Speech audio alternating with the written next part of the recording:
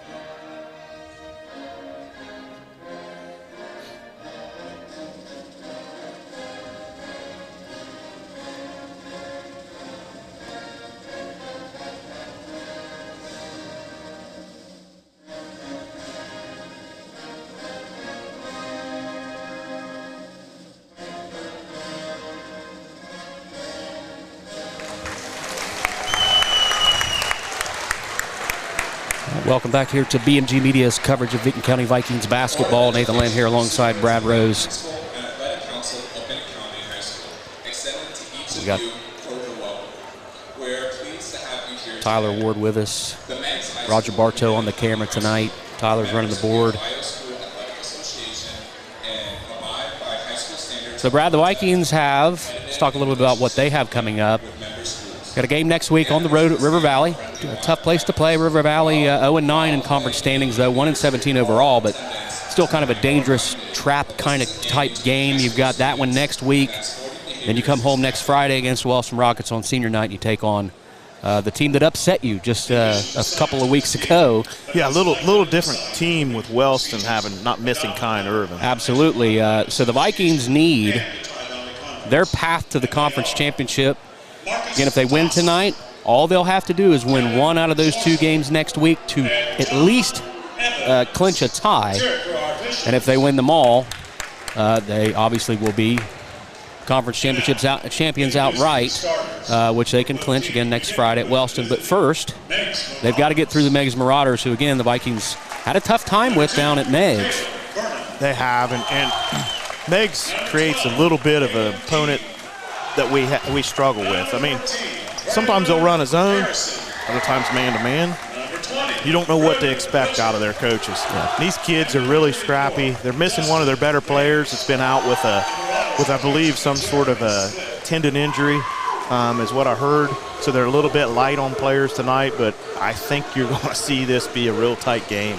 Yeah, Meigs always athletic, a more athletic team in the conference. They got a lot of juniors and sophomores out there, Brad, looking through the list. Only two seniors on this team. Yeah, that junior class has had a lot of competition with the junior class that we have here at Vinton County since second grade. I mean, a couple of the coaches down there on that bench, they've been with those kids since the second grade and went through multiple tourneys with those kids. Those are some pretty seasoned players down there as juniors and sophomores. Number 5, a 6-foot sophomore. Starters being announced for the Vikings. Number 20, a 6-foot 1-inch junior, Garrett Brown. And a 6-foot 6-inch junior, number 34, Ashton Hall. The Vikings are coached by M.J. Kite. Let's get ready to basketball.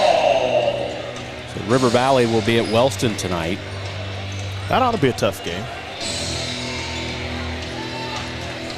As we get set to tip this one off.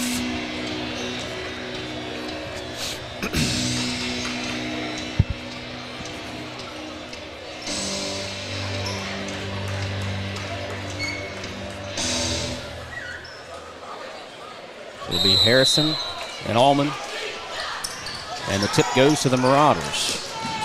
And quickly, the ball is stolen by the Vikings. Garrett Brown with it. Sharp now. Back to Brown. Talked about that Meigs zone. That's what they're in right now. Zone really gave the Vikings fits against the Athens Bulldogs on Tuesday. The Vikings just need to come up with a way to penetrate that, collapse the defense a little bit, maybe force Meigs to get out of that zone. They got it inside that time, but it was stolen away. There's a three.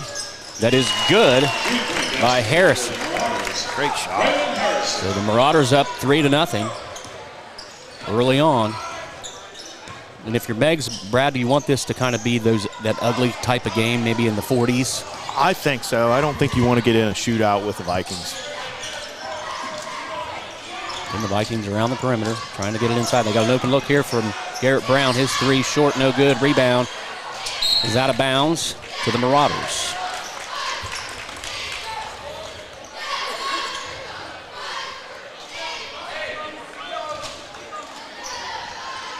.6:56 left. Vikings come out and press, and a errant pass goes out of bounds as Butcher was little mental mistake there by not prepared for that pass, yeah. The Vikings have it now. Trying to get it inside. They get it into Allman. He's going to drive. Back his way down, and they're going to call the charge. That's going to be a big matchup tonight between those two. And right now you see that he got the best of Ashton there, but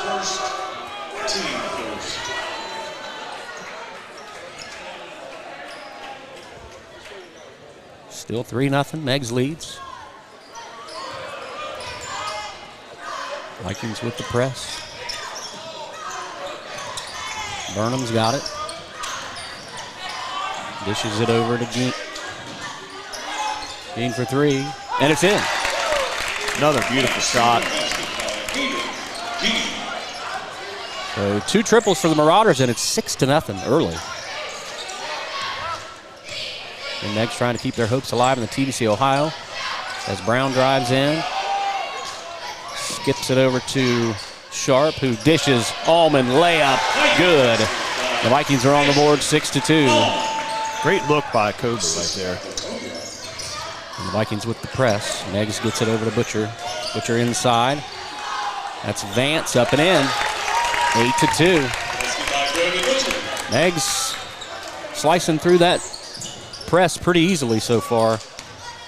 I'm not so sure that Coach doesn't want to get back and try to get in that half-court defense. Brown hits a three. That was needed. It's 8-5.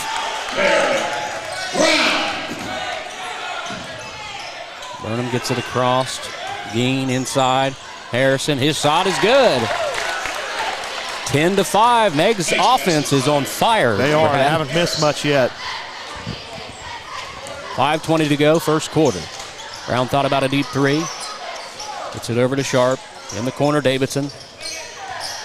Then Meigs in the zone. Davidson drives, kicks it back out to Brown. Brown drives in, falls down, and they're going to call travel. Just lost his footing.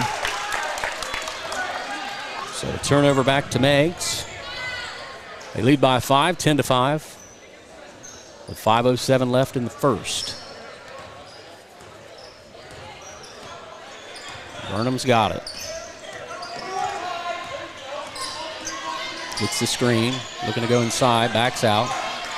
Over to Geen. Geen needs some help, throws it over to Butcher. Now back to Burnham.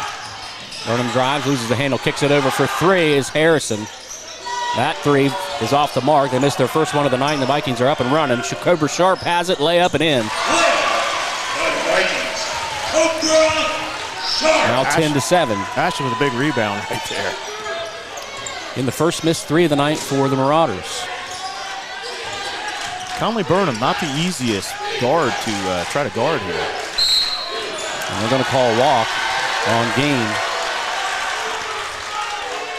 Student section a little rowdy tonight, Nathan. Well, they might need to be.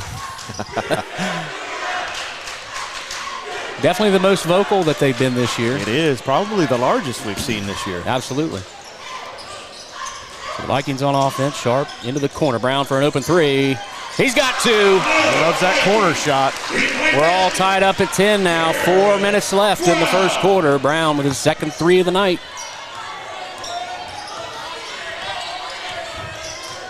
Burnham with it.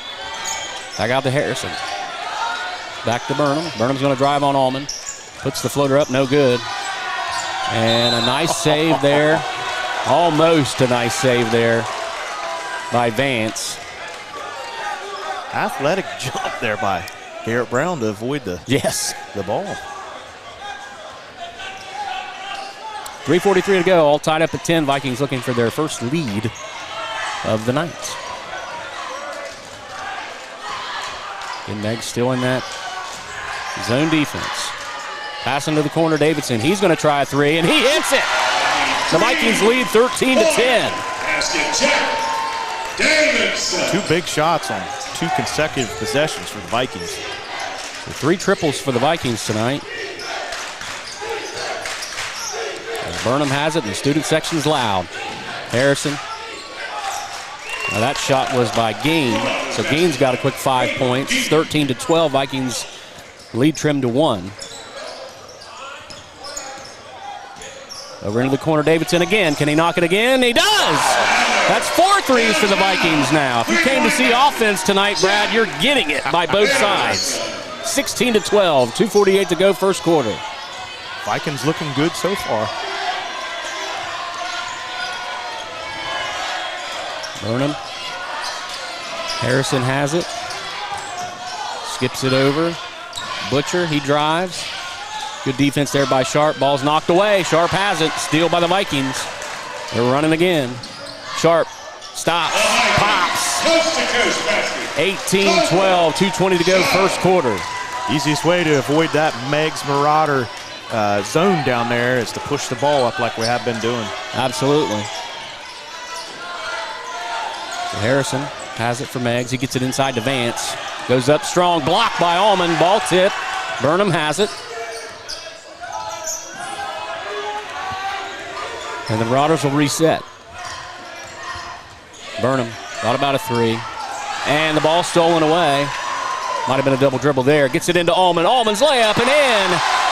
And you got a timeout by the Marauders as the Vikings taking control of this one in the late stages of this first quarter, as it looked like Meigs came out on fire, Brad, and the Vikings could have been in trouble. Yeah, at one point it was 10-5. I look up, it's 20-12.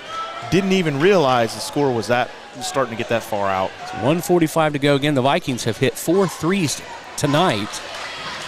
Meigs with 2 triples. And the Vikings hold an 8-point advantage.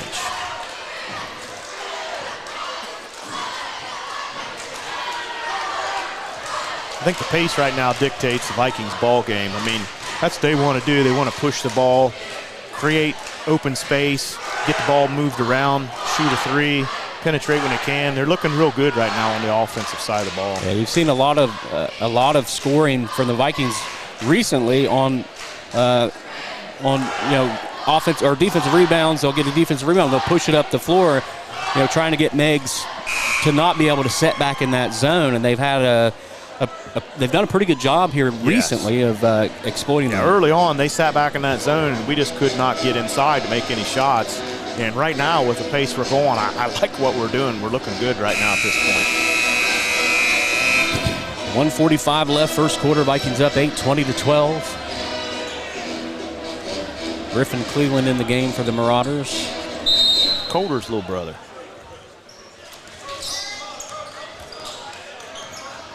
And Geen will bring it up the floor. Cleveland with it. Gets it over Geen. Going to take a deep 3. Too strong, no good rebound by the Marauders. Butcher, his shot's up and in. And it's 20-14. Marauders basket by Brody Butcher. Brown thought about a 3. Drives inside, Sharp. He throws it, tried to get it in the corner, and that's stolen away by Dustin Vance. Seeing a little bit slower pace out of the Marauders right now. They want to slow this ball game down. Cleveland has it. Gets it over into the corner. Harrison drives, shot up, no good, rebound. Rolls out of bounds to the Vikings. Beautiful move by Harrison there, he just couldn't finish. Harrison was looking for some contact on that play. 46.1 seconds left. The Vikings with a 6-point lead. Schonborn in the game, as well as Matt Hembry for the Vikings.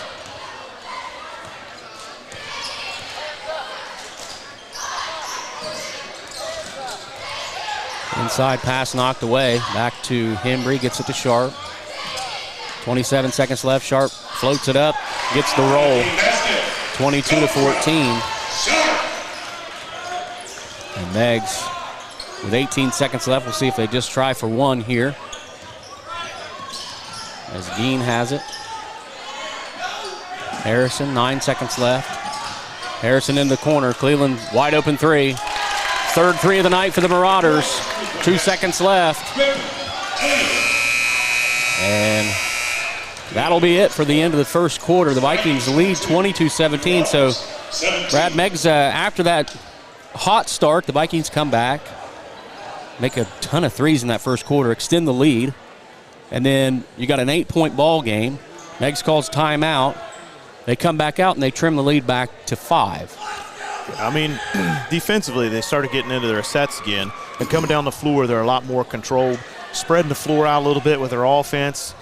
Vikings have to come out, and they're looking for those cutters in the paint and getting some easy shots. And then Griff Cleveland right there in the corner, that was timely. That three, puts them right back in this ball game. Big-time three there by Cleveland as he comes off the bench and gets 3 in that first quarter. It's been a game of three-pointers, Brad. 4 threes by the Vikings and 3 by the Marauders tonight. Will it continue? Well, we talked about early in the game about this being in the 40s type game, and we might be there by halftime. I'd say you're correct in that. I really thought if you're the Marauders, you want this to be a low-scoring, slugging affair. Right now, they're not content with that. They want to move the ball a little bit. They're going to shoot the 3, and they're definitely working the paint right there with their cutters. Absolutely. So the Vikings will start the second quarter with possession.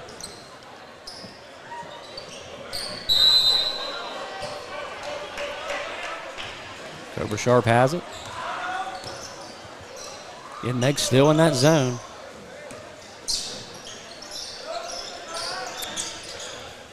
Sharp over to Schonborn.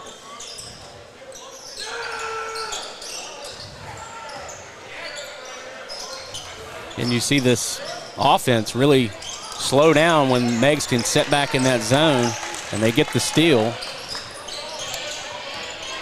As Burnham has it, he's back in the game for the Marauders.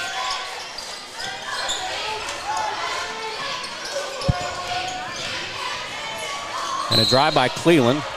We're going to call a foul, I believe, on Hembry. And Brad? Would you believe that's only the second foul of the game? Well, in the second quarter? I like it. Good, clean game so far. Absolutely. And the refs are letting them play.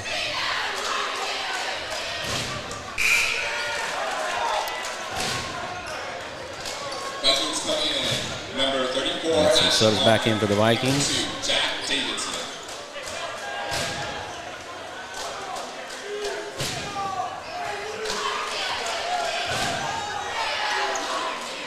Second shot, this one circles the cylinder and drops. Around the world. 22-18.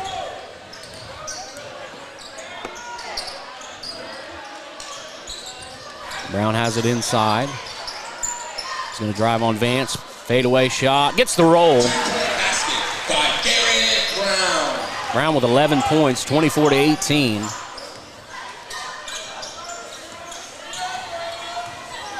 Burnham gets it over to Cleveland. Harrison. This is a nice matchup right here. Puts a shot up over Allman. No, off the mark, no good. Rebound comes out. And it will roll out of bounds. Last touch by the Vikings.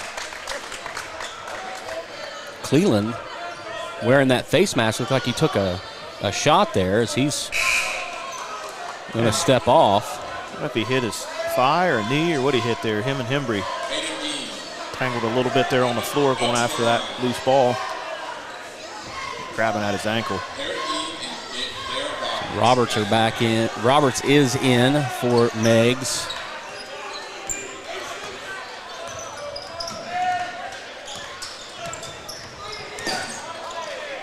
And this pass inside to Vance skips away, and Brown has it as he brings it up the floor. Parker Schonborn with it. He's going to drive. Dish over. Davidson, wide open three. That's off the mark. Schonborn with the rebound and kiss off the glass. So Schonborn gets in the scoring column. It's 26-18 with 6:09 left in the second quarter.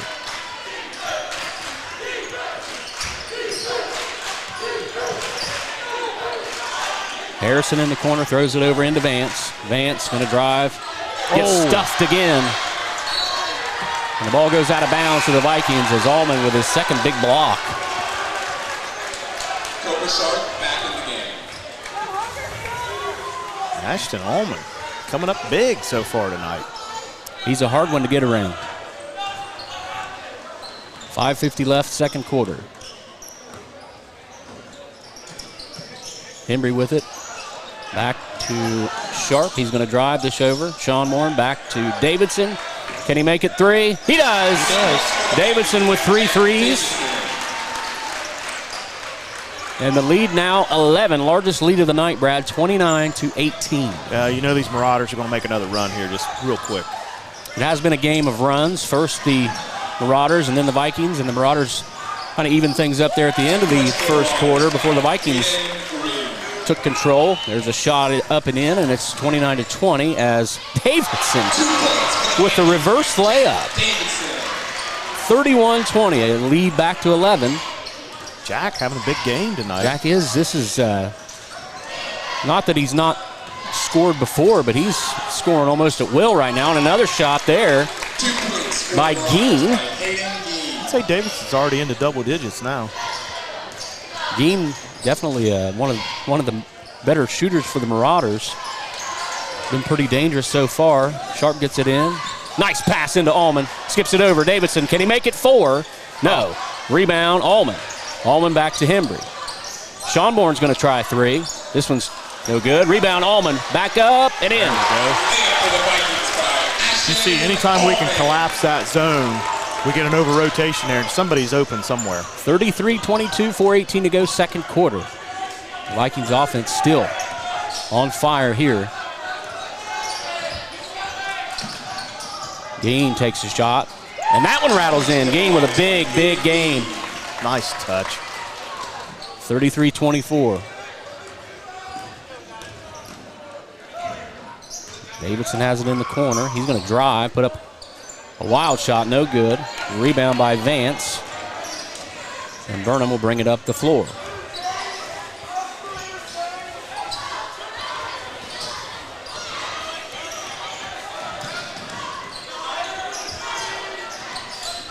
Geen has it. Burnham, will he take a 3? No, he tries to kick it inside, and it's actually kicked by Allman. The Marauders will have it. Back in the game.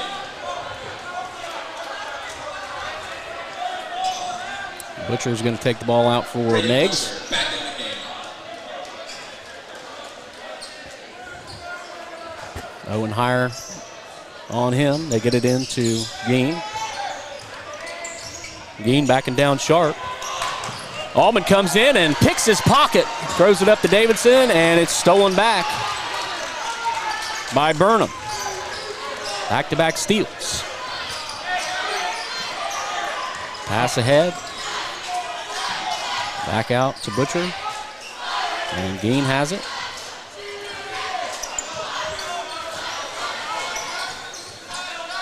It's like they're trying to get it into Butcher, who has Sharp guarding him down low. A little bit of a height advantage there for Yeah, definitely mismatched size-wise. for Butcher and the Marauders. 2:50 left, 33-24. Burnham gets it stolen. That's 2 steals by Ashton Allman. He's got 2 steals, and he almost throws it away. Tried. 2 steals and 2 blocks so far by the big guy. Brown thought about a 3. He'll drive. Kicks it back out Sharp from the elbow. Got it. Cobra's looking smooth tonight. 35-24. Lead back to 11. Largest of the night again. 2:22 to go.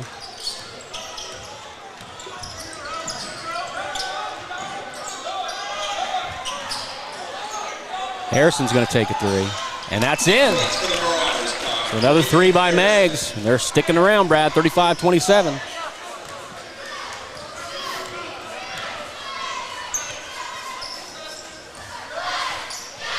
Meigs yet to come out of that zone tonight. Again, we're in that zone, so. Nice pass inside to Allman. He kicks it.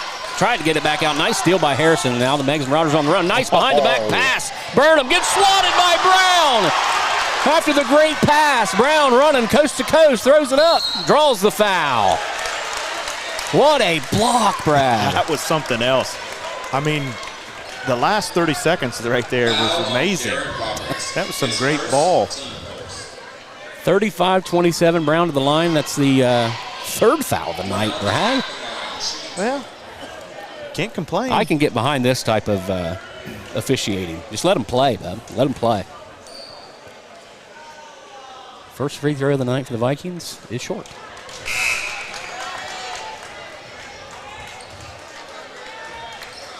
That's more subs coming in for both teams. As the score sits 35-27 with 1 minute and 39 seconds left in the second quarter. Roberts comes out for Meigs. Vance is back in.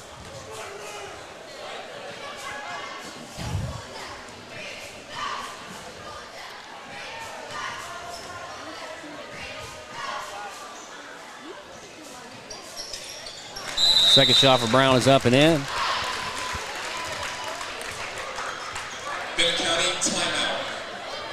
So we got the replay here, Brad. You see the behind-the-back pass, and then you see the pass was great itself, but then you had the block that was great too.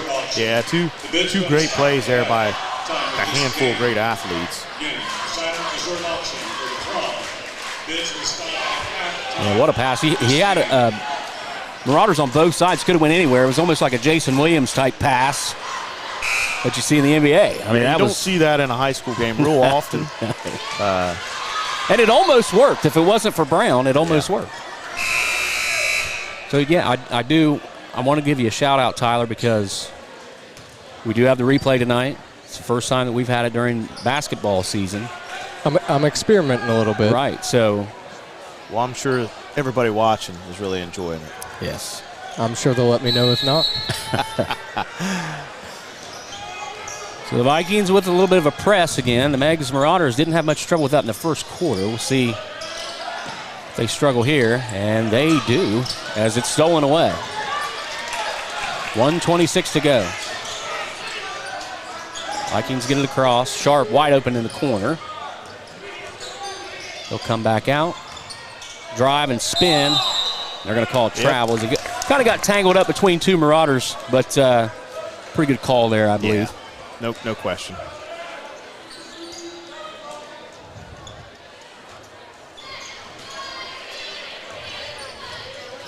Vikings still in that semi-press.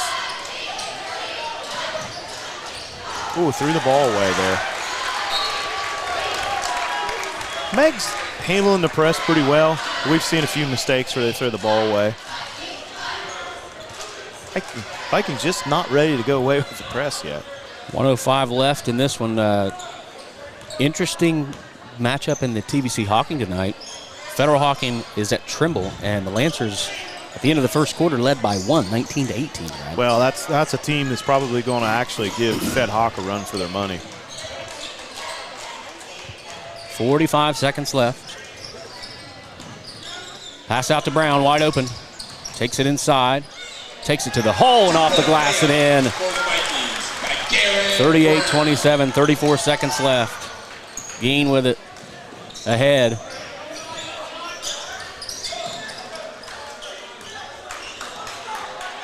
He's got it. We'll see if he holds for one. 22 seconds left. Going higher on him. Out top. 15 seconds left now. 38-27. Vikings lead by 11. Meigs would love to finish this with another three-pointer at the end of the quarter. And the shot is up and no good. Rebound gathered, and they're going to call foul. With less than a second left, they're going to call foul, and Butcher will go to the line. Is that on Hembry? I believe it's on Hembry.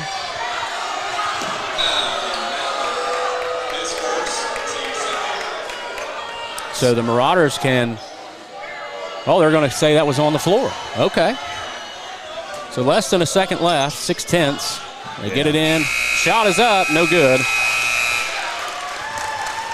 I wasn't sure if he was shooting that ball or not, Brad, but anyway, it's 38-27 at the end of the first half. I'd like to introduce to you our varsity cheerleaders. Is this kind of the way that you thought it would go, Brad? I mean, obviously it's a little high scoring than what we thought, but the Vikings up by 11 points. Is that something that you thought you would see at the halftime, Brad? No, I figured it'd be a little bit tighter. And actually, this score, if you'd have told me this was the final, I would have believed you. Yeah, absolutely. So right now, this is a little more in Vinton County's favor because this thing's projecting out to be, a 70 to 60 type of score, and that's pretty much the type of ball game that Vinton County wants to play. Yeah, and we talked about it a little bit in the second quarter, but this really has been a game of runs, and it's been a game of threes. The Marauders started out hot, really looked like they came to play up big early in the first quarter, and the Vikings hit a few threes, cut into that lead. They eventually take the lead, then they push it to 8. Meigs comes back, they push it, then the Vikings come back, push it to 11 a couple times. That's where it sits right now. So halftime adjustments. Meigs has had they've done a really good job, well played zone defense. The Vikings, when the Marauders have time to get back and set that zone up, the Vikings have had a lot of trouble. Yeah. It's fast breaks, kick-outs, wide open threes. That's where the Vikings have done their damage. So if you're Meigs, do you still sit back in that zone in the second half? And do you at some point press if you're the Meigs Marauders? I think at some point we'll see the press. If we somehow stretch this out another 4 points and get to 15, I think Meigs has to press a little bit. I don't think you ever come out of that zone. They're doing good things with it. It's just anytime we can penetrate and kick that ball, it seems like good things happen for us. There's a rotation there somewhere, and we end up finding somebody wide open with either a three or we get to the basket. Pretty well played game by both teams tonight, Brad. Yeah, this is one of the better games I've seen. I think if I'm either team, I don't make hardly any adjustments on either side of the ball. Come back out with what we got and just hopes that we shoot just a little bit higher percentage in the second half, get back in this ball game for the Marauders. Right. Vinton County, I think you continue doing what you're doing, press the ball, push the ball. Defensively, we've looked pretty good. Allman's had some big blocks there, a couple of steals. That's something you don't usually see out of Ashton. The handwork's great right now for Ashton. Yeah. So looking at some scores around the league, Brad, just talked about the Fed Hawk Lancers, how that was a 1-point game at the end of the first quarter. Federal Hawking has 47 first half points now, Brad. So apparently they got a little hot. Wow. At the gymnasium over there in Gloucester. They lead 47-32. So Trimble still within striking distance, but they've got to make something happen. Yeah, I doubt you're going to see that game get much closer than what it is now. Yeah. A couple more scores around the area. Fairland leads Chesapeake 31-16 at the half. Memphis leads Beaver Eastern 47-19 at the half. Gallia Academy leads Portsmouth 31-25 at the half. Zane Trace leads Adena 27-22 at the half. Valley over Oak Hill at the end of the first half 28-20. Ironton leads Cole Grove 43-37 at the half. And we'll see if we can get any more updates here. Eastern, Meigs, and Miller are playing tonight, and Miller has a 32-19 lead at halftime on the Eagles. A much improved Miller squad, actually. So Brad, going back to that Fed Hawk Trimble matchup, 47-32 at half. Cottrell has 19 in the first half. 17 of those were in the second quarter alone. So that was the difference maker right there. Cottrell got hot. That's a kid I've seen since the second grade. Has always been a tough kid to guard, and even at that type of level at second grade and beyond, he was always accurate at the three. They've got 3 or 4 great players on the floor at any given time. They're only going to lose one senior. They're pretty junior and sophomore laden, and they've even got a freshman class coming up that's pretty deep. They're going to be a powerhouse over there for 2 or 3 more years to come. Yeah, I would imagine so. Only losing one player. We've seen them firsthand, just what they're capable of. as the Vikings dropped a close one over there. Led a little bit, got down a little bit, but it was a competitive ball game over in Stewart.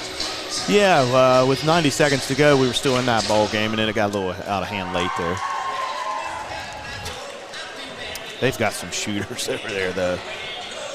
And you take one of them away, and 2 more will kill you from the outside.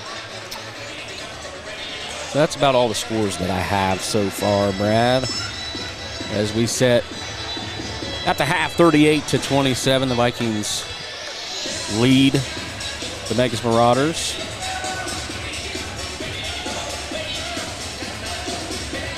Looks like the cheerleaders are having a pretty good time. So the Vikings, Brad, they have the River Valley Raiders next Tuesday. That'll be a road game. They'll come back home next Friday to face the Wellston Rockets with hopefully a chance to clinch an outright TVC Ohio championship. They also have a makeup game scheduled, I believe, for the 14th. They do. I believe it's Thursday. They play Jackson at Jackson.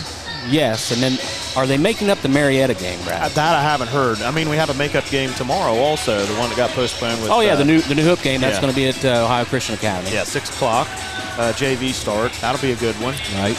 Yeah, a lot of ball yet to be played. Yes, and for those of you out there watching, obviously the D2 draw is this Sunday. So that's going to be pretty big, and the Vikings really could use a couple more showcase wins before the votes come in. This will help. A big win here will help. We're right on the fringe of hosting that first game. We don't want to drop any more than where we're at. Right. Projections right now, we should host one, and then maybe be on the road for the second one. And third and fourth round, we'll be over to Southeastern. And then if you get through those, we'll go back to the Convo, which we're pretty familiar with. Right, yes. We've had a couple games over there. We've experienced a few over the years. I think so. So the road to the tournament, Brad, you talk about D2. You've got Guy Academy that's going to be tough. New Lexington's going to be tough.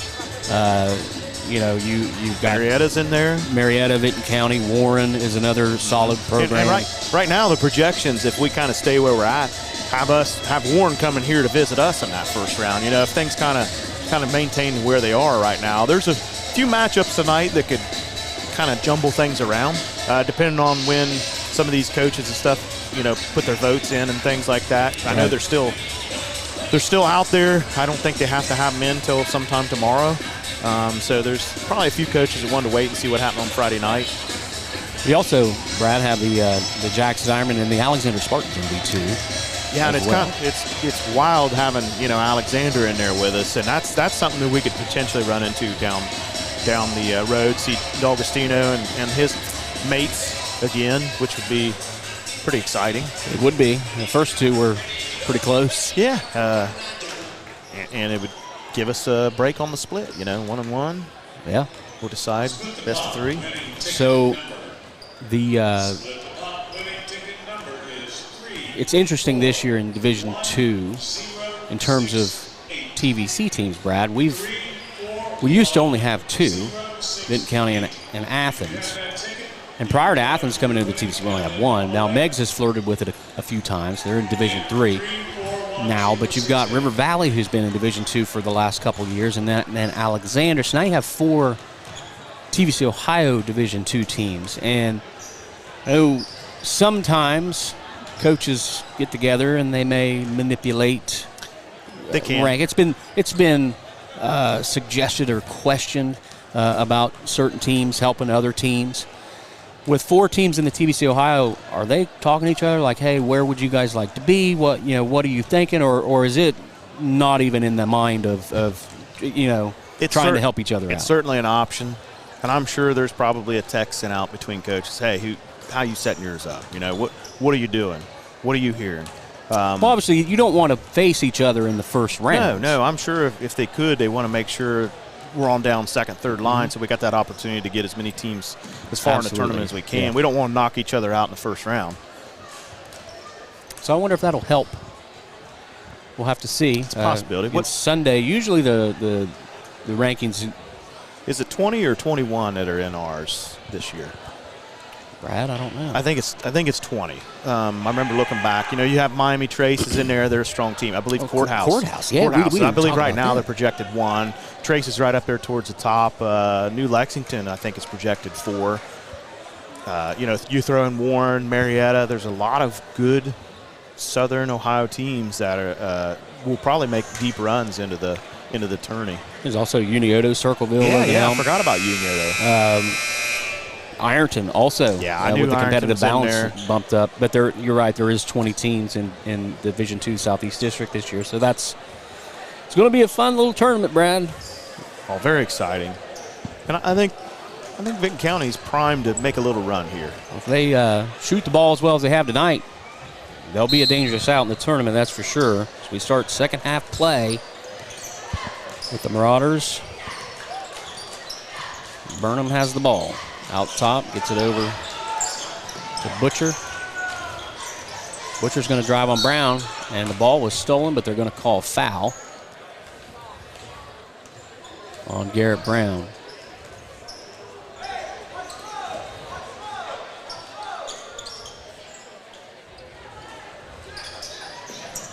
Meigs gets it into Butcher. Butcher gets it stolen. Ahead to Brown.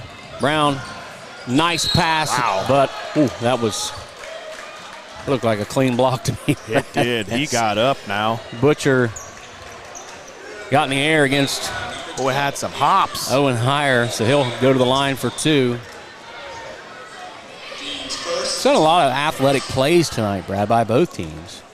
Yeah, and majority of what you see on the floor right now are football and basketball athletes. Absolutely.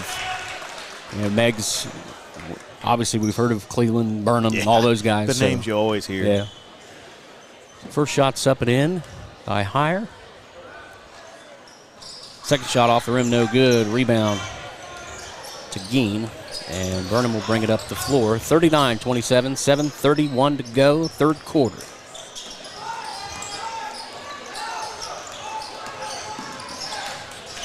Harrison with it. Back to Burnham, and they'll reset. Burnham gets the screen, takes the 3. Blocked by Allman. Another block. Vikings ahead quickly. Davidson with it. Nearly lost control. Gathers it back, throws it over. Heyer has it. Back out top. Davidson drives, loses the ball into the hands of Butcher, and he'll get it over to Burnham. The Vikings turn it over, and just like that, Great effort by Heyer right there. Heyer nearly with 2 steals. Quickly in this second half, 39-27, 6:53 left. And if you're Meigs, you just want to score enough to stick around for a little while. Just stick around and then make that run. I'm sure they'd like to slow the pace down a little bit. Burnham drives. Butcher back out to Geen to Harrison. Burnham in the corner. Harrison with it, Brown on him, back to Burnham. He's got Allman on him. He's going to drive, dish. Butcher's shot, no good. That was a 3. And the ball knocked around, and boy, it looked like Allman with a little bit of a shove thanks to Vance there. Brown with a deep 3. Got it!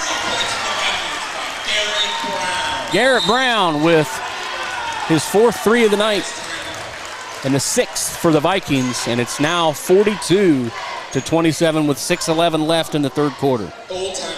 Yeah, it's If you can't get around the zone, Brad, you can just take 4 steps behind the line and jack up a 3. you can, and we've been pretty successful at that so far. But you know that tends to run in spurts, and I'm sure Marauders are going to make some adjustments here and come out to try to stop some of those 3s and force us to try to go back inside, which they've pretty much shut down all night long. We've had some success slashing into the paint, but the 3 right now is really carrying us. Absolutely, 6 of them on the night, Brad. That's how many points? That would be 18. That's 18 points. It's a 15-point ball game, so the 3s are giving us the lead right now. You're right. It's good math. It's quick math, Brad. It is. It's quick math. I know it's tough, but Like a human calculator. I had to take my shoes off. I have enough fingers and toes to count all that, but So 6:11 left. What Meigs needs, they need to right the ship here quickly, Brad, as it's a 15-point game, largest lead of the night for the Vikings. They can't get down by much more than this. No, they're just not built really that way. They don't have a barrage of threes, I think, in them. I mean, they hit. They're good shooters. Hey, Geen, Harrison, Cleveland hit a three earlier in the ball game. They can, but I think their pace of play, they want to sit back in their zone and they want to do things offensively that are a little more slow, set up plays.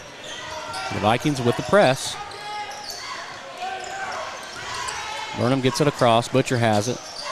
Geen. Is he going to take a three? He does. They need it. And it's just too strong. Tipped out of bounds by the Vikings, so the Marauders retain possession. That looked good, Brad, when he shot that. It did. From here, it looked like it was in. Meigs gets it in quickly. Harrison for three. That one's short. Rebound by the Vikings. Davidson. Ball stolen away. And a layup and in is Dustin Vance, a sophomore. If you're a Marauder fan, that's what you want to see more of right there. 42-29. Meigs with a little bit of press. Vikings long pass over to Heyer. Heyer's going to knock it off his knee. So again, the press. It's another turnover. It is. And Vinton County still wants to maintain that pace, but I'm not so sure if you're them that you want to slow down just a little bit. Maybe. 5:34 to go in the third quarter. Meigs down 13. Going to try to cut it to 10 if they can get a three. As Geen goes around the screen, he's got Brown on him now. Over into the corner to Vance. Vance back to Geen. Geen drives on Allman. And they're going to call the foul on Ashton.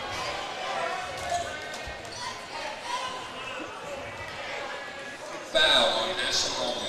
Second foul of the second half. I believe the first half, Brad, I think we finished with 4 fouls. That sounds about right. And so far we have 6 total in the game. Not bad. Vance has it up top. Gets it over to Geen. Geen to Harrison. Harrison back to Geen with Allman on him. Nice pass inside to Vance. He's going to drive on Brown. Kicks it back out to Butcher. Butcher drives. Over to Geen. Geen step back, 2-pointer. Off the rim, no good. Rebound by Heyer. Quickly ahead. Allman in the corner. Sharp has it. Back to Heyer underneath. Nice pass. Missed the bunny. And Allman's shot no good. No foul call. Heyer shot falls. They're still letting them play, Brad. Yeah, they are. A couple big-time offensive rebounds there by the Vikings big men. 44-29 with 4:31 to go in the third quarter. Burnham he's going to take a deep three. Off the rim, no good. Rebound by Brown. Brown quickly ahead. Again, the Vikings still pushing. Sharp off the glass and in. 46-29. Brad, that fast pace is still working for the Vikes. I guess you don't want to come out of it. Just keep at it. Working so far. Vance gets blocked by Ashton Allman, and Brown gathered that back up, but he was on the line. It's a good call.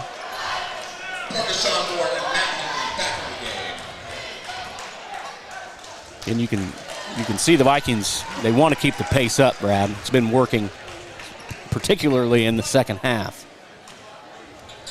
Meigs gets it.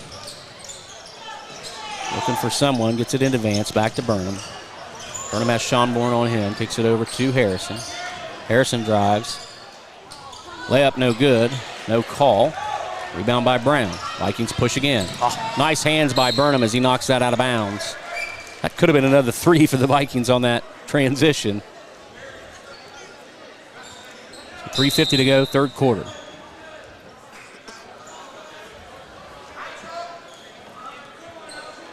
Schonborn will take the ball out for the Vikings. Again, a Vikings win puts them 1 win away from at least a share of the TBC Ohio.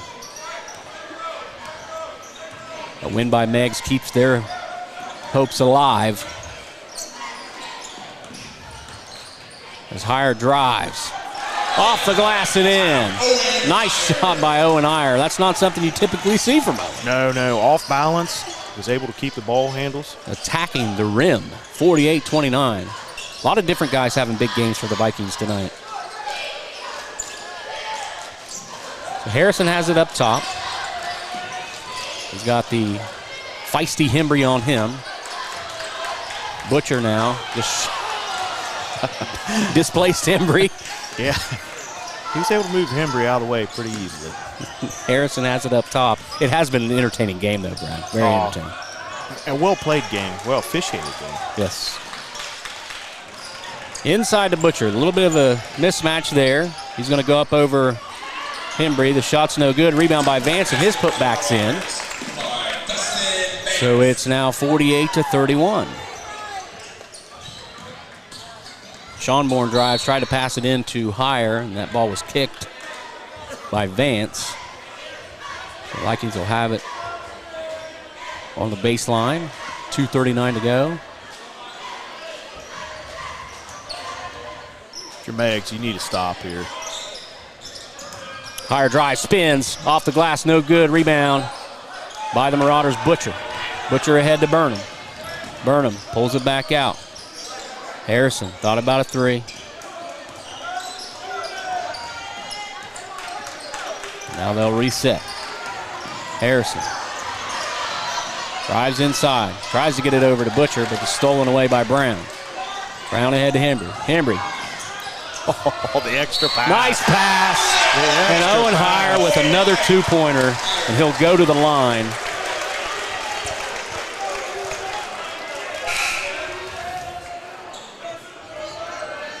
Somebody different for Vinton County each quarter. You know, it was Ashton there for a little while. Now it's Owen they're going to. Spreading the ball around a little bit. Foul on Butcher. His first, team second. Higher up to the line. So 50-31, Brad. This could be a 20-point game with a free throw made.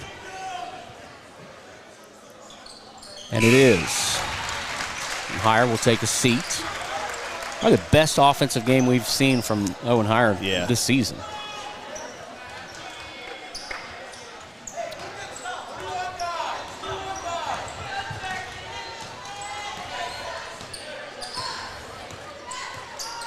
Burnham has it.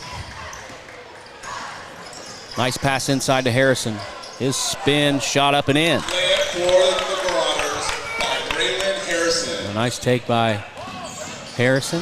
The Vikings still keeping the foot on the gas pedal, and there's going to be a foul on Harrison. The fourth foul of the second half. Still not bad. 1:43 left, third quarter.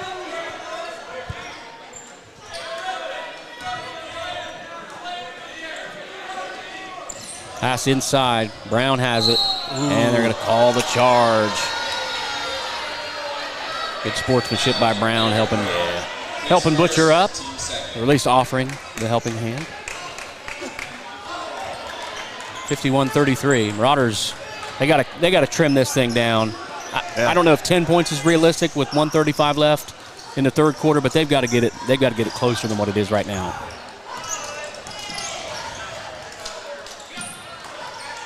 Cleveland back in the game for the Marauders. Harrison's shot. Nice shot by Harrison. Harrison trying to take control of this game here late. 51-35, 1:13 to go. Meigs needs another stop. Schonborn's going to drive. Another kick. We've seen like three. Three? Yeah, 3 kick balls.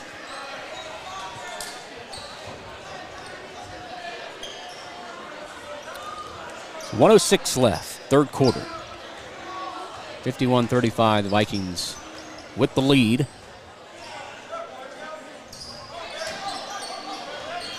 Ball inbounded to Brown. He's going to go up strong off the glass. Gets the roll.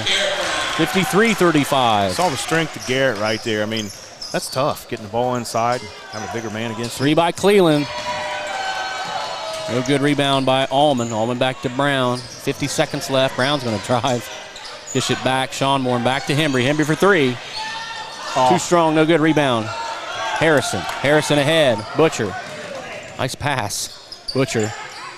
Oh, blocked, but gets his own rebound. And it's 53-37, 16-point game. 27 seconds left. Allman inside, kicks it back to Brown. Brown still with only 4 threes.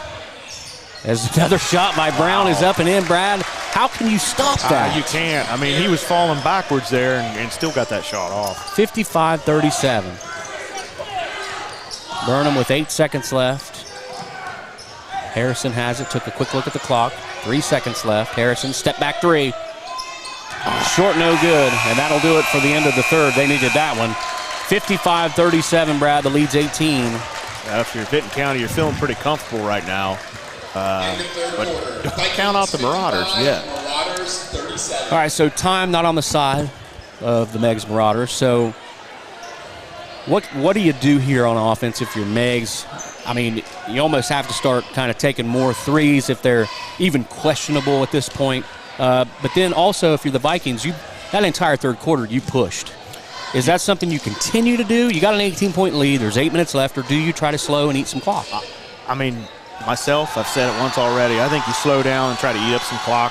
But obviously, that's not the way Coach Kite's going to do this. He's going to push the ball, continue to play Viking basketball, and let the chips fall where they may. Let me ask you this, Brad.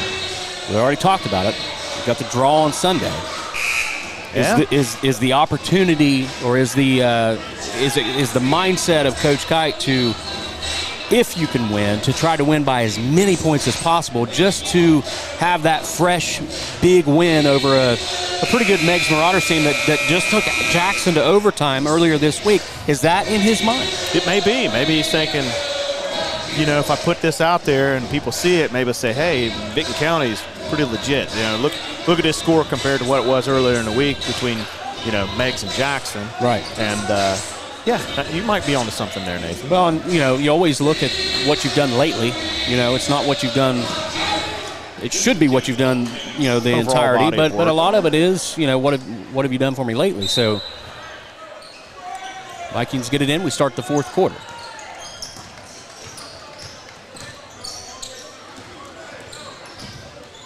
Sharp has it with Martin on him. And they're going to call foul on Martin. So Meigs with 4 fouls. Not really had to talk much about anybody being in foul trouble, but the Marauders are 3 away from getting the Vikings in the bonus as they get it into Davidson. Davidson drives into the paint, looks for help. Nice strip there by Cleveland. And Meigs needs to eat into this lead quickly. Burnham has it with Hembry on him. Geen has it with Sharp guarding. Geen drives. I think if you're Meigs, you want to see Geen take a few more shots this quarter. Geen's got it. Thought about it. Sharp on him. We'll see if he steps back. There's that step back. Didn't pass, or does pass. Good defense by Sharp that time. Oh, absolutely. As Burnham has it. Again, clock's ticking away. Burnham dishes into the corner, back out. Cleveland for 3. That's short, no good. Rebound, Schonborn. Minute off the board in the fourth quarter. 55-37 Vikings lead, Brad, and it looks like they're going to run some clock.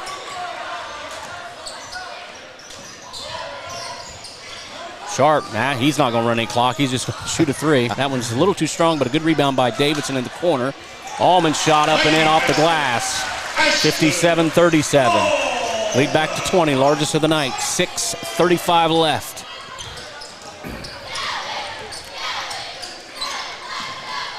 Dean has it for the Marauders. Gets it, tries to get inside, stolen by Allman, tipped by Hembry. And now you see a little slower pace by Sharp as he walks it up the floor. He's going to drive. Still pushing the ball. All the way to the rack and in.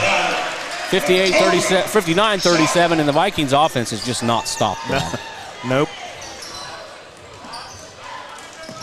Oh, it's almost over and back. As Burnham has it up top again. Meigs has got to do something in a hurry. Dean has it. Over to Roberts, into the corner. Burnham for 3. That's a big 3 by Meigs. 59-40. Now they need to string a couple stops together. Get a couple more 3s. As Sharp's missed shot is rebounded by Allman, and the putback is good, 61-40. Cobra continued to push it into the paint. Just makes it real easy for Vinton County. What defense by Davidson there. Ball's knocked away. Here we go. And Davidson's got it. Davidson tried the dunk but missed. 61-40, 5:06 to go.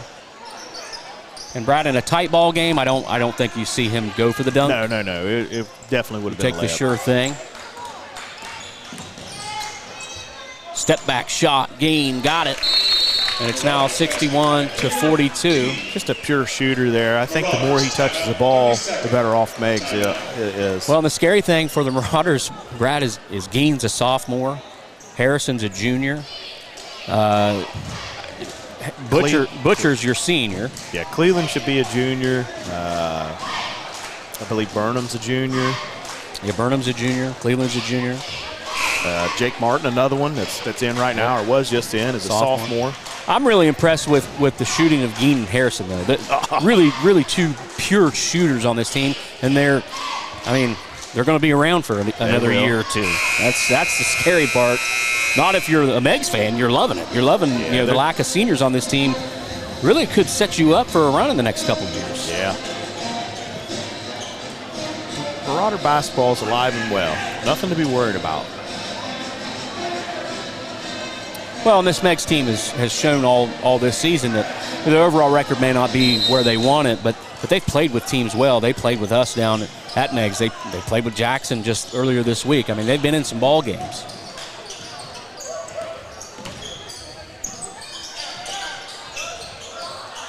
And Brown tried to get it into the corner to Yates, but that skips out of bounds. It's 4:40 left in the ball game, 61-42.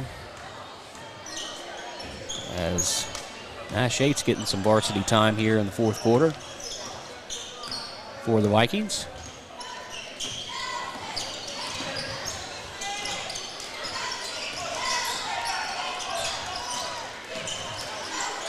Harrison has it inside. He muscles his way in, kisses it off the glass and in. 61-44. Pass ahead to Davidson. Oh, that was higher. Higher shots up and in. Getting higher. Outstanding tonight on the offensive side of the ball. He's been a second half monster. Butcher drives, puts one up, no good. Rebound. Vance, his shot's up and in.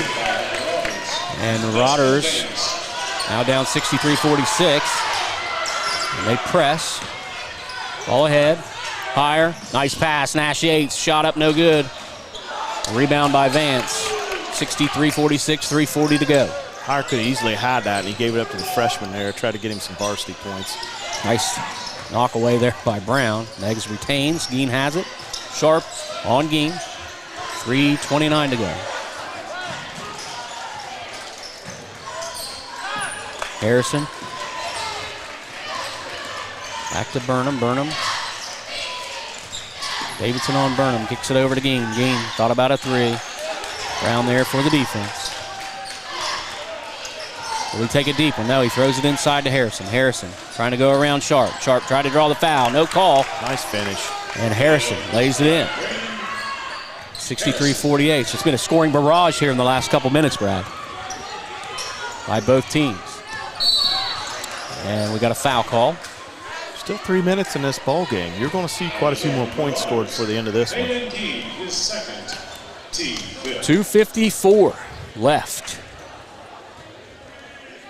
The 93rd meeting all time between these two schools, Brad. Ooh, miscommunication there.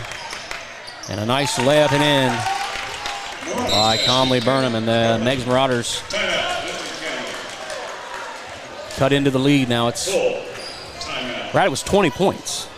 Yeah. Look up on the scoreboard, it's only 13. Right, now. this game is by no means over, and if you're Vinton County, you want to continue doing what you do and be sound about it, because Meigs will be right back in this real quickly. I mean, a couple of threes, and this is a tight ball game.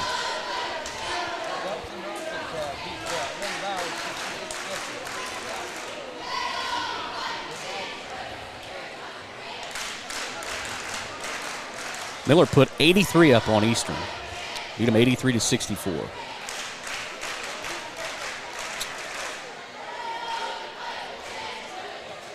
Brad, so as impressive as Federal Hawking was in the second quarter, No way they're more impressive than third. Trimble started the third quarter on a 19-2 run. Wow. It is 51-49. Trimble in the lead. How much fun would that game be to watch? Oh, man. Be amazing. You talk about a game of runs, right? Those are huge runs. Two small schools that are just littered with athletes, especially in the basketball side. That would be a fun game to be watching right now.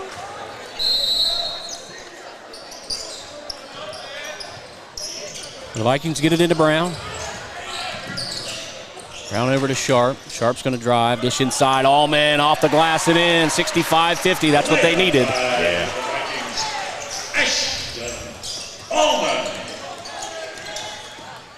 Shot it by Burnham. No good. Rebound Brown. Still pushing the ball. 2:28 to go. Brown over into the corner. Owen higher for three.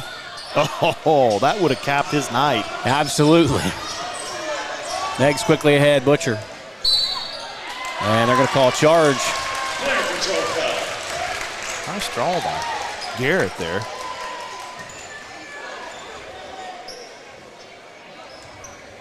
Player control foul on number 20, Brody Butcher, is second. Oak Hill battling back in their game against Valley. They're only down one at the end of the third, 36-35. Low scoring affair. That was on Brandon Harrison, his second, team 7. Cambridge and Marietta are going to overtime, tied at 46. Is Garrett Brown. It's a Marietta club. I'd love to see Dick County be able to play them. Yeah, it would have been a good game. It went into overtime last year over in Marietta, so I'm sure it would have been a great one. Vikings will go to the line here with Garrett Brown. 65-50 is the score with 2:09 left. Shot is in.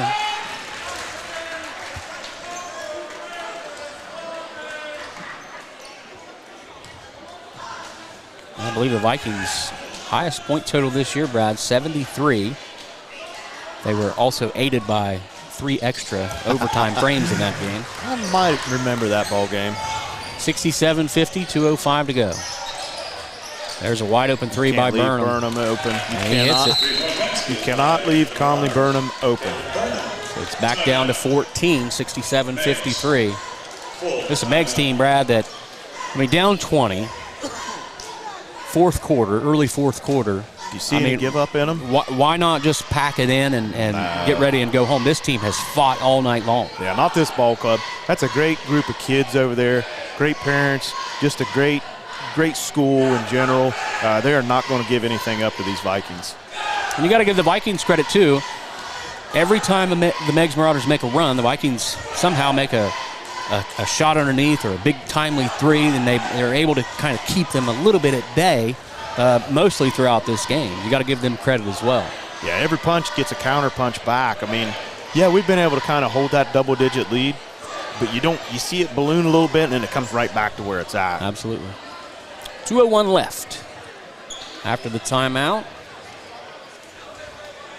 The big three by Burnham. See if Meigs comes out in the press. I'm sure they will. Vikings will go to the line of foul as Meigs has 7 fouls on them. They'll go to the line for 1-and-1 if they do. Is 2:01 too early to start fouling, Brad? I think this possession you don't. We get down inside of 90 seconds. I think you about have to.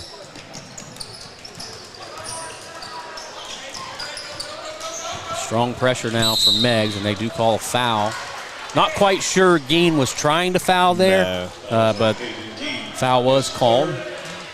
So Sharp will go to the line for 2, and really at this point in the ball game, if you're Meigs, you got to hope for Vikings misses at the line. Yeah, and that's why you're fouling at this point. For the Vikings,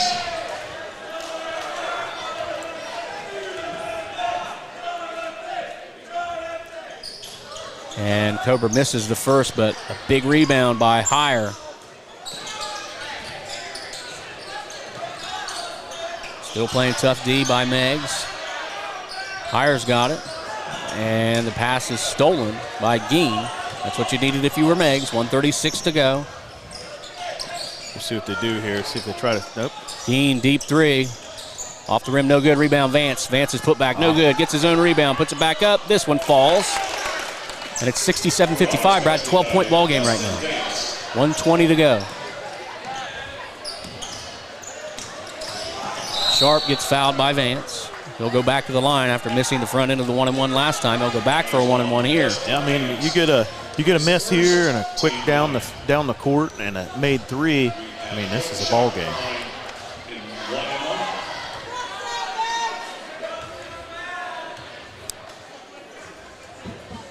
Shot by Sharp. This one's in. I want to thank our sponsors again tonight, as always, for every game. Adena Health Systems, Buckeye Construction and Restoration, Strickland Sales and Service of Oak Hill, SF Restoration, and Zen Brothers Automotive here in McCarthy. Yeah, without them, we couldn't do this. Second shot is missed. Now it's a chance for Meigs to eat into that lead. Burnham has it back to Geen. Geen's going to take a three. Huge if it goes, and it does! It's now 68-58, 10-point ball game with 1:06 left. It's not over yet. It's not over by any means. So the 20-point lead just 3 minutes ago has now dwindled and cut in half by the Meigs Marauders. 1:06 to go. I don't know if you guys noticed, probably about a minute ago, Meigs coach was kind of running down towards the baseline, tripped and fell down. No. So they might not be having the best time here in the fourth quarter, but it looked like the whole bench was getting a good laugh. I didn't catch that. I tried to get a replay. Oh, no. I'm sure Jordan Hill would love that. Let's see if I caught it.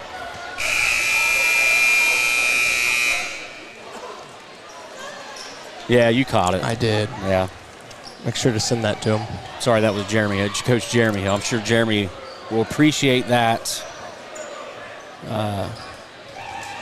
captured replay. He seems to be fine. Yeah, I think he's okay. He was laughing healthy about it. Good pressure early. They call the foul. Cobra getting quite a few opportunities here.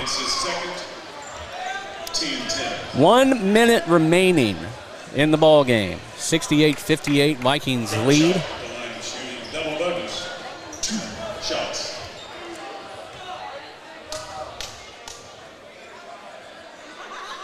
Sharp's first shot misses, Brad, and that's exactly what you need Yeah, for the if you're Meigs Meigs, Marauders. that's what you want. And uncharacteristically, the Vikings have missed quite a few free throws tonight that we typically don't see from this team. No. Second shot, this one short, but gets the roll. 69-58. Meigs quickly down the floor. Harrison has it. Back to Burnham. Over to Geen. Geen, they got to get a shot off quick. Harrison has it. He takes the shot. Straight on three, no good. Rebound, fought for, and tipped by the Vikings. Owen Hyatt will stay with Meigs, Brad. 17 seconds came off the clock there on that. Still plenty of time here. I know the student section is... They're pretty confident the game's over. Yeah. Pass inside. Drive by Vance, need that one, and gets it off the glass. Now a 9-point game, Brad, 35 seconds left. Again, not over. Garrett gets fouled. So we'll see if Garrett can stretch the lead here. So the lead was 20, then it was 13, now it's 9. Chipping away at it. 31 seconds left.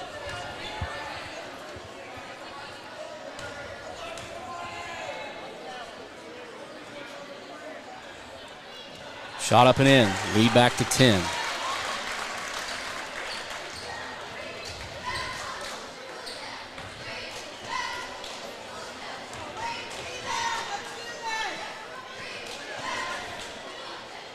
Brown's second shot, no good. So the Vikings again only get one.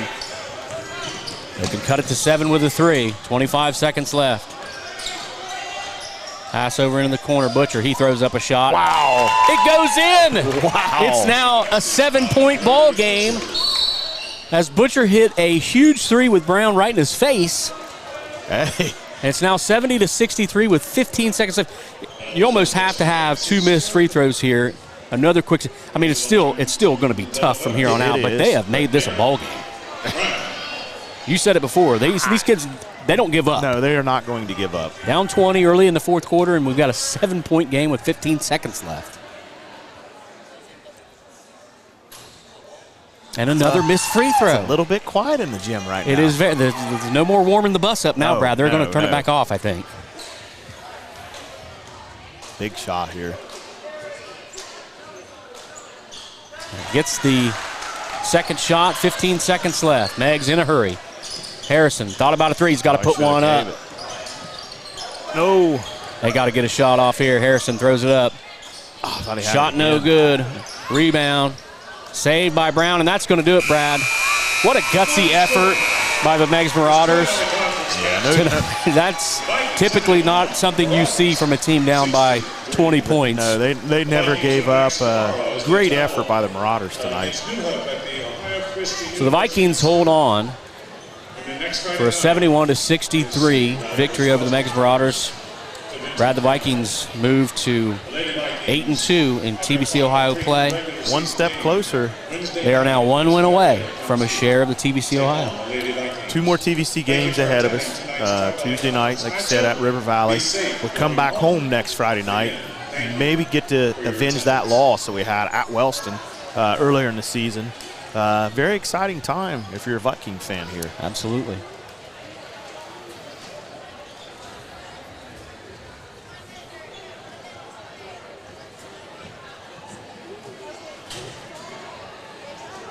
So this ball game had a little bit of everything tonight. Again, a game of runs, but the Vikings took control, say, early in the third quarter. Really did a good job controlling the pace of the game in the second half, Brad. I think more so than they did in the first half. Didn't really face much of that zone in the second half because of the up-tempo pace that they had. I think that's an adjustment that was made at halftime. You talked about whether or not either team would make adjustments, but I think it was kind of pounded into the minds of the Vikings. Hey, we need to push, get around that zone, and not allow it to get set up. The Vikings really came alive, and then I think what you saw there with 4 or 5 minutes left, the Vikings try to run some clock. They slow things down. The scoring gets a little stagnant at points, but they did just enough to be able to hold on and win the ball game. And honestly, if this is a game where the Vikings are average at free throws, you're looking at a 15-point ball game, and it looks a lot worse than actually what it was, because this was a 10 to 15-point ball game in the second half, but it was a 5 to 7-point ball game in the first half. So really was a well-played game by both teams tonight. Both teams really played hard. Meigs, especially in the fourth quarter, you could see the intensity just when they closed that to about that 20-point lead, about 15. You could really see the switch flip, and everybody was just giving everything they could at that point. What really amazed me about it, it was a game of runs, but it wasn't for either team any one individual that took kind of control of the game. You could go back and look at every quarter. At one point, Nashton Altman was pretty dominant. And then Garrett Brown caught fire. Owen Heyer had a really good fourth quarter. And the same for them. Geen was on fire for a good while, and then Conley Burnham kind of come on. Harrison was always there. It just great athletes on the floor. It was more of a team game. We didn't depend on any one certain individual on either team. Very well played ball game. Very exciting to watch. 2 great ball clubs. Absolutely. Well-played game. The Vikings win 71-63, move to 8-2 in the TBC Ohio. We're waiting on Coach Kite.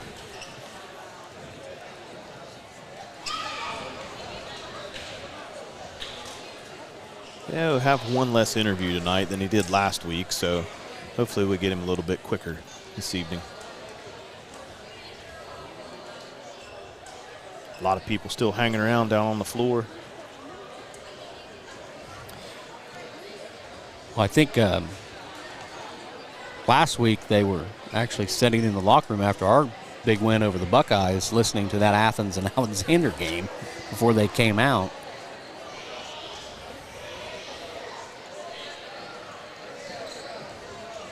And what a crazy TBC Ohio race this has been this year, Brad. We're sitting here talking about a team that's in 5th place before this game, with still a mathematical chance with only 3 games left to get a share of the championship. I've never, ever seen parity like that at the top. No, and there wasn't really any separation until this weekend. Last weekend shook things up, but had things going a little differently, it would have been bunched even closer last Friday night had a few things fallen. And we could be not talking about just winning one more game, needing to win out and make sure we had a little bit of help too. And now Vinton County's still in the driver's seat. You got a good ball club that doesn't have a great record, but you're going to be traveling to their place on Tuesday night and then finishing up, the TVC here at home versus a team that beat you the last time you played them. Yep. So this isn't over, but I like Vinton County's chances right now, the way the rest of the TVC schedule sets up. It's going to be an exciting little run here next week. So at the end of the third quarter, Federal Hocking leads Trimble 66-55. Back and forth affair. Gloucester.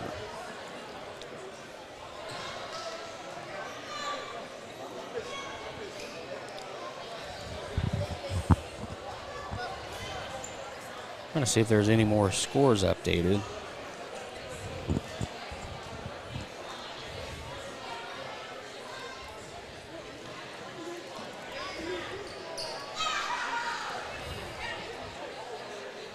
So here we'll show, just for giggles here, another replay of just a slight tumble. Coach Hill hitting the paint. He's got his eyes on task. He's not worried well, about my his thing footing. is he's still, watch this, he's still coaching as he falls to the ground. Absolutely, it's saying eyes on task. So you see here, hands go up, he's telling him what to do. He hits the ground, and as soon as he gets back up, he's still telling them what to do. Right back in it. Brushed it right off. He acted like it didn't even happen. Resilient. I don't think anybody noticed but Tyler. I mean, Tyler did notice, and I didn't notice, but there's a gym full of people. Well, maybe he's not paying much attention to the game. It's coaching that he's really paying attention to. I can tell you one thing. The guys behind him saw him because they were giving him plenty of comments. Bench gave him a lot, didn't they? Yep.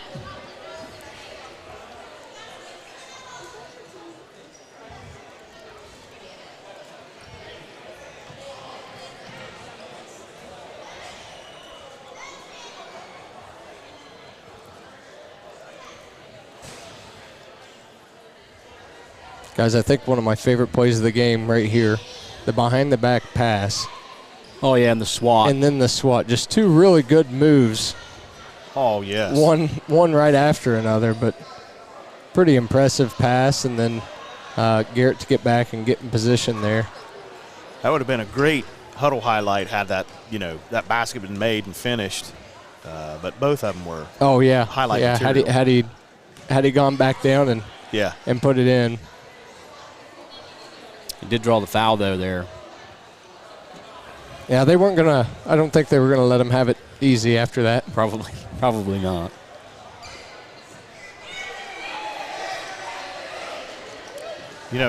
Well officiated game tonight.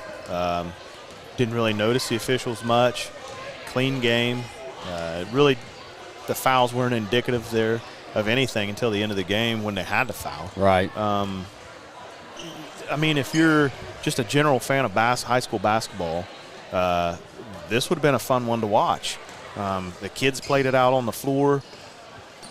It could have been a little tighter game, but believe me, even though there was a lot of double-digit spread in there, the game was never in hand at any point until the last probably 30 seconds. But probably not even 30 seconds, the last 17 seconds of that ball game. For sure. Brad, it was 66-55 at the end of the third quarter. Run after run after run in that Fed Hawk Trimble game. Fed Hawk wins 81-66. See, I thought you were going to tell me that it was like a 2-point ball game or something there. I just figured it would swing back again, but what a game by Fed Hawk to win on the road at Trimble. I'm telling you, in that fashion. I think they're going to give a lot of people trouble in this tournament coming up. It'll be fun to follow the Lancers as they have already clinched the TVC Hawking Championship. Yes. So I guess you could say they've clinched the overall TVC championship. They beat what is right now the number 1 on the Ohio side. I guess if you're Alexander, you could make a case because one of the Federal Hawkins' only 2 losses this year came to the Alexander Spartans. That was early. I'd like to see that ball game. I mean, I don't know what happened there, but Federal Hawking just has so many weapons. I don't know how you defend all of them. And if you shut down one facet, if you can keep them from shooting the threes, they're going to get a lot of inside jumpers. It's just tough to defend them. So, Brad, I had a couple more stats here. The Vikings led this series all time 66-26, now 67-26. The Vikings have now won 8 in a row versus the Meigs Marauders. I was going to throw this out earlier in the game, but there was just so much action going on, I just didn't even think about getting it out. The Vikings have won 8 straight. 43 of the last 46 games, the Vikings have beaten the Meigs Marauders. It's incredible. That's, what is that, like a 22 or 23-year run there? It goes back into the very early 2000s, about the time Matt Combs took over in 2000. Well, Matt Combs could say that about a lot of different clubs that he probably had a winning record against. Had a winning record against every TVC team, and he never lost to River Valley. The Vikings in the school's history have never lost to River Valley, and I don't want to say that and jinx them next Tuesday. No. But and River Valley's been around for how many years? Yeah, they've been around since, I believe, 2013. But we got Coach coming up here. Coach Kite. Hey, Coach, how's it going? Hey, not bad. How are you? Pretty good. Got to see an entertaining offensive output tonight by the Vinton County Vikings. Yeah. First, just talk a little bit about how the game started, because Meigs was on fire early, and it looked like this was going to be a battle, and it was. But what did you tell your guys early on when Meigs came out on that run? I mean, because you guys quickly erased it and took the lead back, but they came out ready to play. They did, and I mean that's what I expected. I told our guys we have to match their intensity, and I thought the first 3 minutes we didn't really do a great job of doing that.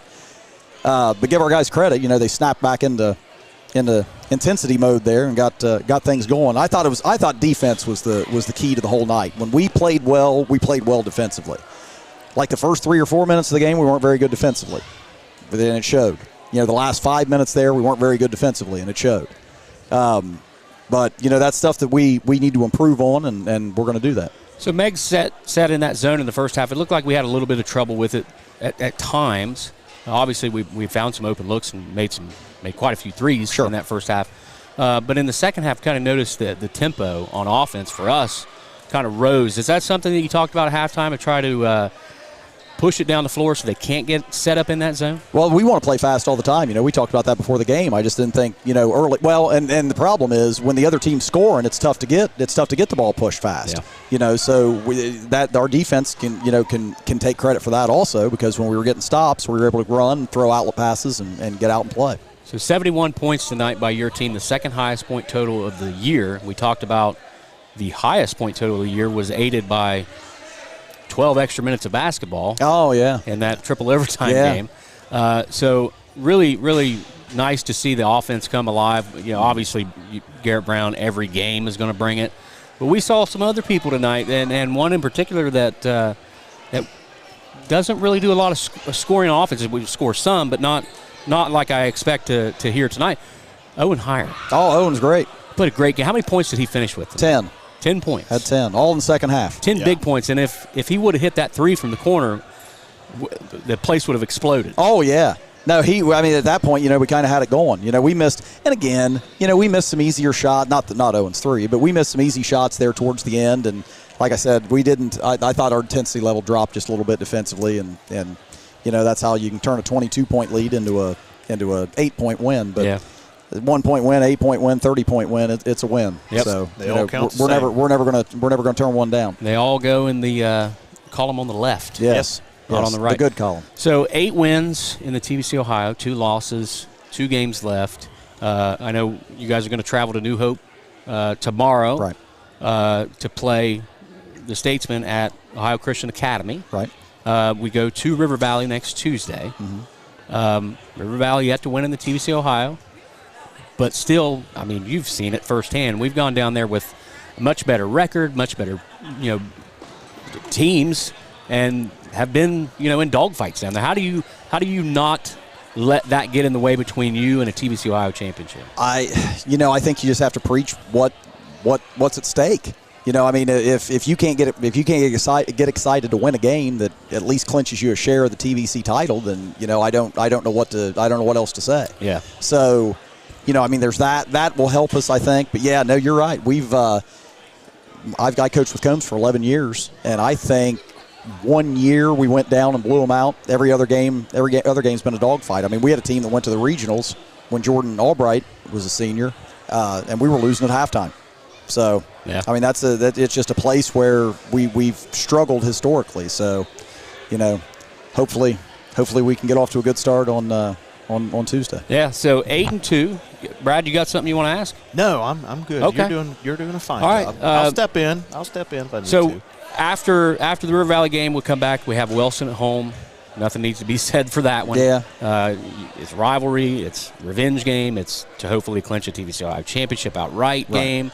A lot on the line in that one. Should be pretty easy to get you guys up for that one. You'd think. Now it will be. We do play Jackson next Thursday, so it will be our third game in 4 days. So interesting. So that will add a little wrinkle to it. But yeah, I would think home senior night, Wellston.